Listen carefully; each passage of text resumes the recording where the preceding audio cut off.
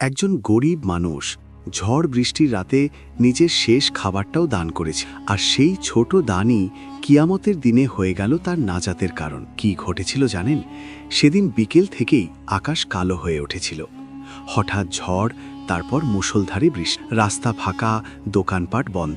সেই বৃষ্টির মধ্যেই ভিজতে ভিজতে হাঁটছিল রহিম। দিন আনে দিন খায়, আজ কাজ না করলে রাতের খাবার। সারা দিন চেষ্টা করেও কোনো কাজ পায়নি। শেষ বিকেলে এক দোকানদার দয়া করে তাকে দিল একটি শুকনো রুটি। এটাই ছিল তার সেদিনের একমাত্র খাবার। রুটি কাপড়ে মুড়ে বুকের কাছে চেপে ধরে সে বাড়ির দিকে হাঁটছে। পেটের ক্ষুধা তীব্র, শরীর ক্লান্ত, মন ভেঙে পড়ে। হঠাৎ রাস্তার পাশে এক বৃদ্ধকে দেখ, ভিজে কাঁপছে, দুর্বল কণ্ঠে বলছে, বাবা 2 দিন কিছু খাইনি। রহিম থেমে গেল। তার হাতে এক টুকরো রুটি, আর সামনে ক্ষুধায় কাঁপতে থাকা একজন মানুষ। মুহূর্তের দ্বন্দ্ব, নিজে খাবে নাকি আল্লাহর জন্য দান করবে। শেষ পর্যন্ত সে রুটিটা বৃদ্ধের হাতে তুলে দিল।